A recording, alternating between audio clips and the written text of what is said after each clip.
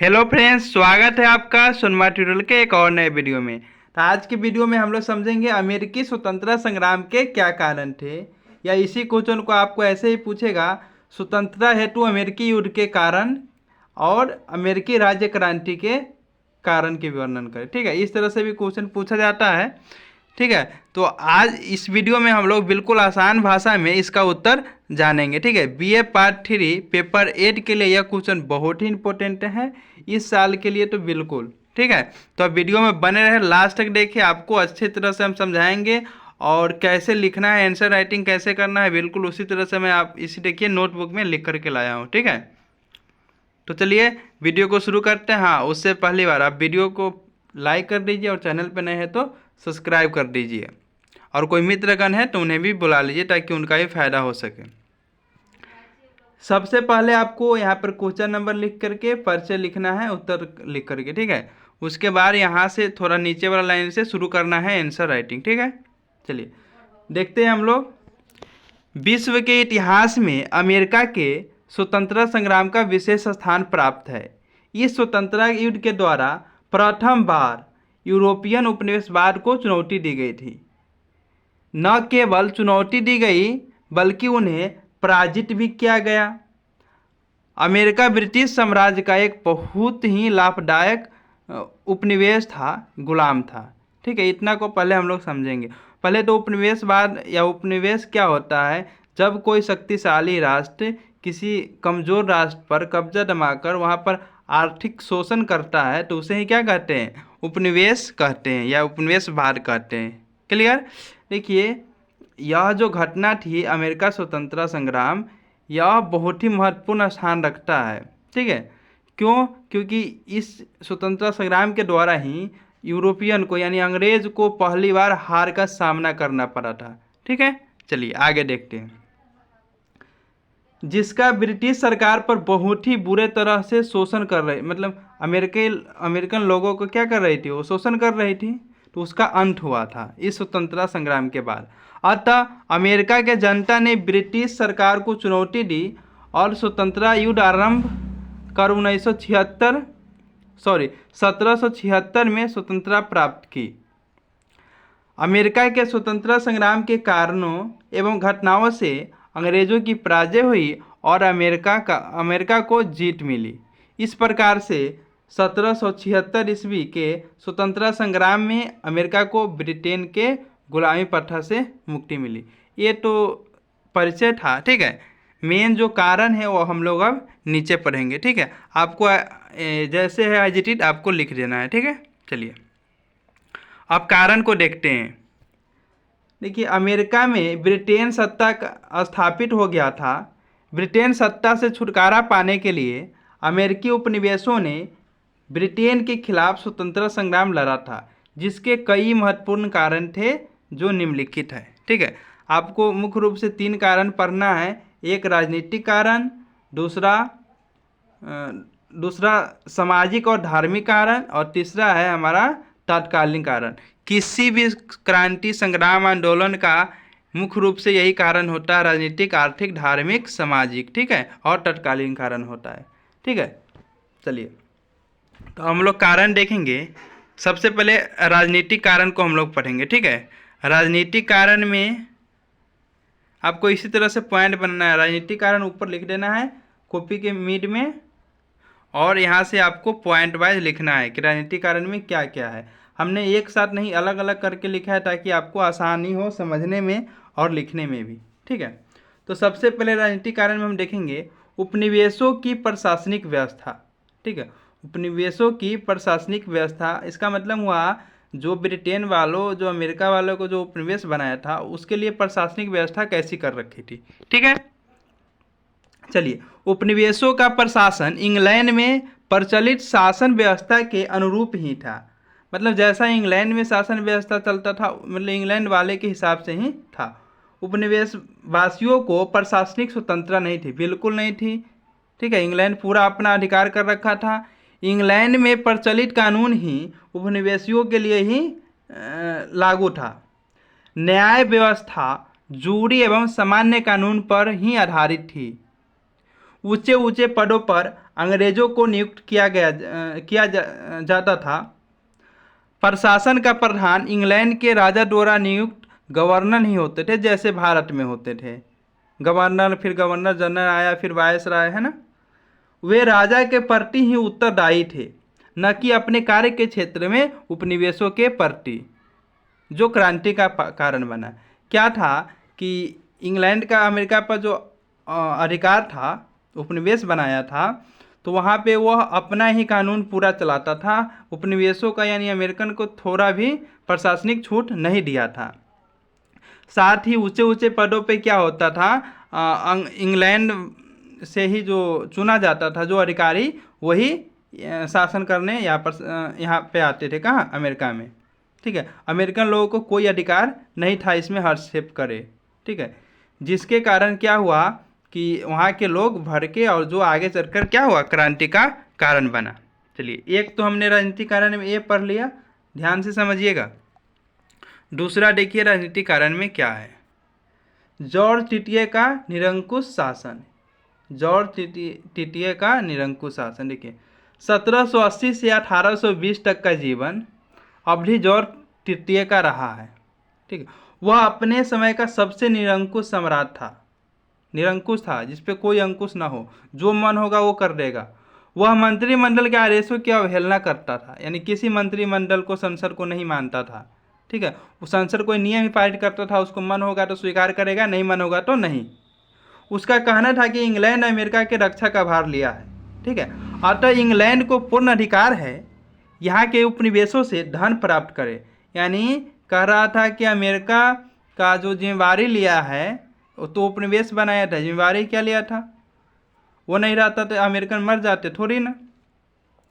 तो उससे हमें कर धन प्राप्त करने का भी अधिकार है, तो उसका भी कोई रूल होता है। जैसे तैसे धन तो नहीं प्राप्त किया जा सकता है, पर ये करता था कौन? जॉर्ज तृतीय का शासन जब था तब इंग्लैंड में। अतः इंग्लैंड को पूर्ण अधिकार है यहाँ के उपनिवेशों से धन प्राप्त करे, और इसके लिए उसने कठोर दमनकारी नीति अपनाया। ठीक है, कठोर नीति अपनाया, जिससे लोग उसके खिलाफ हो गए, जो आगे चलकर क्रांति का कारण बना। आई होप कि इस पॉइंट को भी आप समझे होइएगा। ठीक है, चलिए तीसरा पॉइंट को हम लोग देख लेते हैं। तीसरा क्या है? 100 वर्षीय युद्ध का प्रभाव। देखिए, ये बहुत इंपॉर्टेंट कारण है। ठीक है, अमेरिका में ब्रिटेन और फ्रांस के बस्तियों का बंटवारा नहीं हुआ था। पहले हम पढ़ लेते हैं, फिर समझाएंगे। इसलिए दोनों में युद्ध चला। यह युद्ध 1756 से 1763 तक चला, इसलिए इसे 100 वर्षीय युद्ध कहा जाता है। इसमें अंग्रेज जीत गया और फ्रांस की बुरी तरह से हार हो गई।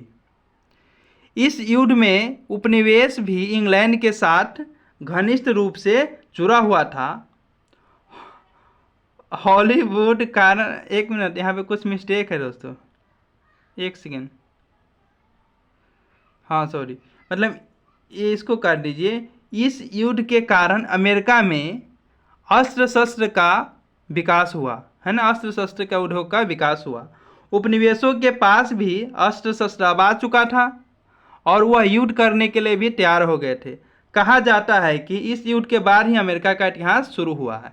चलिए इस पॉइंट को समझेंगे। देखिए, 100 वर्षीय युद्ध का प्रभाव। उस समय क्या हुआ था, पूरे यूरोप में ये 100 वर्षीय युद्ध एक जगह सिर्फ अमेरिका में ही नहीं चला था, तो सभी जगह चल रहा था। तो अमेरिका में भी देखिए क्या हुआ था। अमेरिका में देखिए, फ्रांस का भी उस समय उपनिवेश था अमेरिका, और ब्रिटेन का भी था। ठीक है, तो दोनों में बस्तियों को लेकर के बंटवारा नहीं हुआ था, खास करके कनाडा वाला जो अभी है उस क्षेत्र में। ठीक है, तो फ्रांस और अमेरिका में, सॉरी, ब्रिटेन में 1756 से 1763 तक युद्ध चला, 60 वर्ष तक। ठीक है, 60 वर्ष तक। इस युद्ध में इंग्लैंड पूरी तरह से जीत जाता है और फ्रांस हार जाता है, और वहाँ के जो भी फ्रांस के उपनिवेश वाला जगह था वो पूरा अमेरिका को मिल जाता है। किंतु यहाँ पे होता क्या है कि अमेरिकन लोग ब्रिटिशर्स का साथ देते हैं। ठीक है, और इस युद्ध 7 साल तक चला। तो चूँकि अस्त्र शस्त्र का भी जरूरत पड़ी, तो इसके लिए अमेरिका में अस्त्र शस्त्र उद्योग का विकास हो गया, भले अंग्रेज ही के द्वारा हो, पर अस्त्र शस्त्र आ चुका था और लोगों को भी मिल चुका था अस्त्र शस्त्र, अब अमेरिकन उपनिवेशों को भी, और वो युद्ध में साथ दिए थे तो युद्ध लड़ना भी जान चुके थे। ठीक है, तो इसीलिए फिर बाद में जा कर के काफ़ी विरोध किया। अब सिर्फ उन्हें फ्रांस को तो से अब लड़ना ही नहीं था, सिर्फ अंग्रेज से लड़ना था। तो इस युद्ध के बाद ये अंग्रेज के खिलाफ हो गए वहाँ का उपनिवेश, और क्या हुआ, एक क्रांति का कारण बना। ठीक है, अगला जो पॉइंट है हमारा है राजनीतिक कारण के अंतिम पॉइंट है स्टाम्प एक्ट। वैसे तो ये आर्थिक कारण में आएगा, पर हमने राजनीतिक में ही इसको रखा है। सन 1765 में स्टाम्प एक्ट पारित किया गया, जिसके अनुसार कानूनी कागजों पर या उपनिवेशों के न्यायालय में के कामकाज में भी ब्रिटिश स्टाम्प लगाना अनिवार्य कर दिया गया। इस कानून को पास करते समय संसद में उपनिवेश का कोई प्रतिनिधि शामिल नहीं था, जिसके कारण स्टाम्प एक्ट के खिलाफ आवाज़ उठानी शुरू कर दी गई, जो आगे चलकर अमेरिकी स्वतंत्रता संग्राम के कारण बना।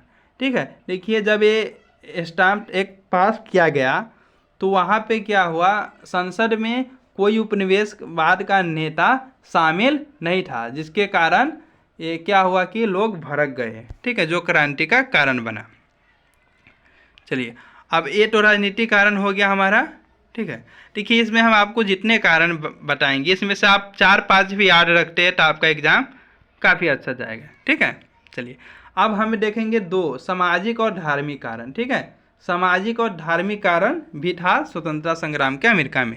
ठीक है, तो चलिए पहला क्या था, इंग्लैंड और उपनिवेशों की सामाजिक संरचना में मूलभूत अंतर था। दोनों का रहन सहन सभ्यता संस्कृति में थोड़ा अंतर था, अभी भी ये देख सकते हैं। इंग्लैंड में सामंतवादी व्यवस्था एवं कुलीनों का प्रभाव था। कुलीन अमीर लोगों को कहते हैं, व्यापारी जो अमीर है। ठीक है, सामंतवादी क्या होता है आपको मैं बता भी चुका हूँ, फिर से बता देता हूँ।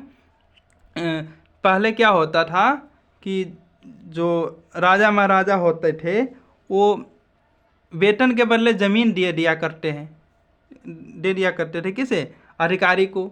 अधिकारी के पास बहुत ज़्यादा जब ज़मीन हो जाता था तो वो क्या हो जाता था, एक सामंत हो जाता था। ठीक है, तो ऐसे करके वहाँ पे जो ब्रिटेन में था उस समय सामंतवाद फैला हुआ था। ठीक है, तो वहाँ का समाज कैसा था, सामंतवादी और कुलीन। ठीक है, इसके विपरीत अमेरिका समानता की भावना एवं जनतांत्रिक मूल्यों को अधिक महत्व देता था। ये मतलब गणतंत्र का क्या कर रहा था, मतलब भावना था कहाँ, अमेरिका के लोगों में, जिसके कारण दोनों के बीच में समन्वय स्थापित नहीं हो सका और यह क्रांति के रूप ले लिया। ठीक है, तो पहला ये है हमारा सामाजिक और धार्मिक कारण का। दूसरा था मध्यम वर्ग का उदय। क्रांति प्रारंभ होने के पहले ही अमेरिका में सशक्त मध्यम वर्ग का उदय हो गया था। ये लोग शिक्षित, धनी एवं स्वतंत्र प्रगतिशील विचारों के समर्थक थे। उसमें सैनिक कुशलता व रणकुशलता भी थी, जो उपनिवेशों के शोषण के विरुद्ध स्वतंत्रता एवं समानता का प्रचार कर रहे थे। क्या था कि क्रांति से पूर्व ही कुछ मध्यम वर्ग का उदय हुआ था, जो क्या होते थे, धनी मनी लोग होते थे और शिक्षित होते थे, सोचन शक्ति होता था, विचारक होते थे वो लोग। ठीक है, उसमें कुशलता होती थी, रण कुशलता भी होती थी। ठीक है, तो उन लोगों ने क्या किया, उपनिवेशों के शोषण के विरुद्ध, जो ब्रिटेन वाले जो शोषण कर रहे थे उसके विरुद्ध में स्वतंत्रता और समानता के लिए क्या कर रहे थे, प्रयास कर रहे थे। और ये भी इनका भी क्रांति में बहुत महत्वपूर्ण योगदान रहा, मध्यम वर्ग का। ठीक है, चलिए अगला है, ये तो सामाजिक कारण हो गया, एक धार्मिक कारण। ठीक है, ये भी बहुत महत्वपूर्ण कारण है, आप धार्मिक कारण को लिखना मत भूलिएगा। इंग्लैंड में एंग्लिकन संप्रदाय तथा चर्च का व्यापक प्रभाव था। ठीक है, किंतु उपनिवेशवासी प्यूरिटन मत के पोषक थे। दोनों का ये धर्म अलग अलग है। देखिए, एक ए वाला हमारा याद रखना है, एक ए वाला प्यूरिटन,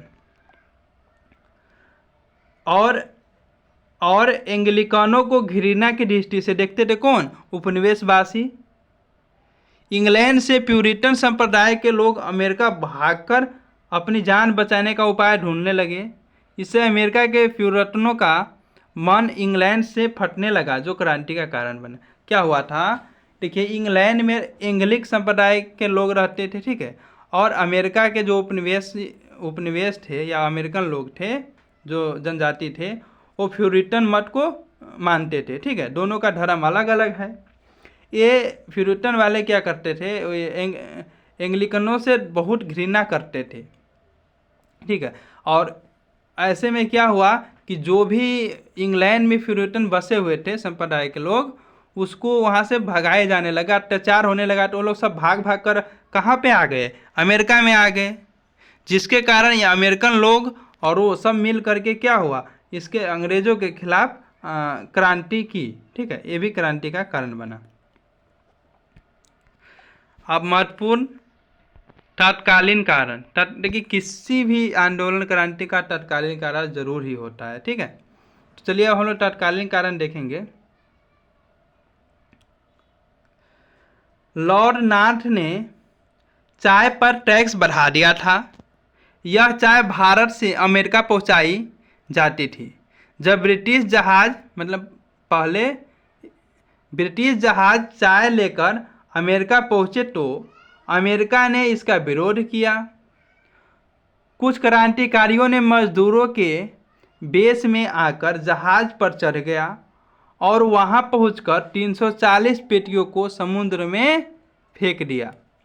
चाय के 340 पेटियों को समुद्र में फेंकने के कारण ब्रिटिश सेनाओं ने अमेरिकी जनता पर अत्याचार शुरू कर दिया। एक ऐसे सेनापति को अमेरिका का राज्यपाल बनाया गया जिसने स्वायत्त शासन को ही समाप्त कर दिया।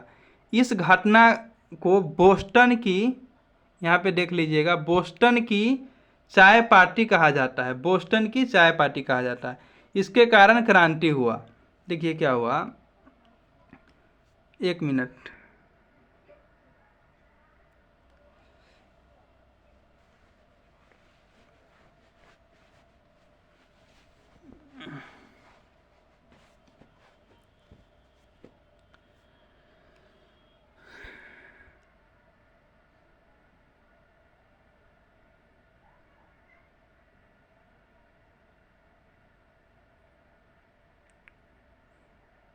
चलिए हम समझते हैं, थोड़ा सा बीच में कुछ प्रॉब्लम के कारण आपको रुकना पड़ा, सॉरी।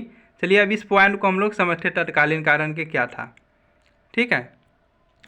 क्या था कि उस समय चाय पे टैक्स बढ़ा दिया गया अंग्रेजों के द्वारा, ठीक है। लॉर्ड नॉर्थ जो वहाँ के गवर्नर था अभी अमेरिका का, ठीक है। और यह चाय आता कहाँ से था, भारत से। कहाँ से आता था, भारत से। इसीलिए वहाँ के जो कृषक थे, और भारत से चाय आने के वजह से क्या हुआ कि अमेरिकी जो किसान थे उसको भी मतलब प्रभाव पड़ा उस पर भी। तो इसलिए जो अमेरिकन कुछ लोग थे वो इसका विरोध करने लगे, इस नीति का। फिर क्या हुआ कि कुछ क्रांतिकारी लोग, है ना, जब वहाँ से चाय की पेटी जब आई तो बंदरगाह पे ही, जब बंदरगाह जो होता है समुद्री तट पे जहाँ पे उतरता है जहाज़ रुकती है, तो वहाँ पे 340 पेटी को क्या किया, 340 पेटी को समुद्र में फेंक दिया, ठीक है। फेंक देने के बाद ये ब्रिटिश सेना खूब भड़क गया और वो इन लोगों पर अत्याचार करने लगा, ठीक है। और साथ ही साथ वहाँ पे एक उस समय ऐसा सेनापति नियुक्त कर दिया गया ब्रिटिशर्स के द्वारा कि वो बिल्कुल ही निर्दयी था। उन्होंने बहुत सारा अत्याचार किया अमेरिकन पर। इस घटना को बोस्टन की चाय पार्टी कहा जाता है। इससे लोग बहुत प्रभावित हुए, जिसके कारण तुरंत ही क्रांति शुरू हो गया, ठीक है। आई होप कि इन पॉइंटों को, इन कारणों को आप समझे होइएगा, ठीक है। यदि आपको स्क्रीनशॉट लेना है तो आप लोग ले सकते हैं, ठीक है। देखिए यहाँ से मैं पूरा कर देता हूँ, इस तरह से आप स्क्रीनशॉट ले सकें। वीडियो रोक करके स्क्रीनशॉट ले लीजिए। आपको अगर नोट बनानी है तो बहुत टाइम है।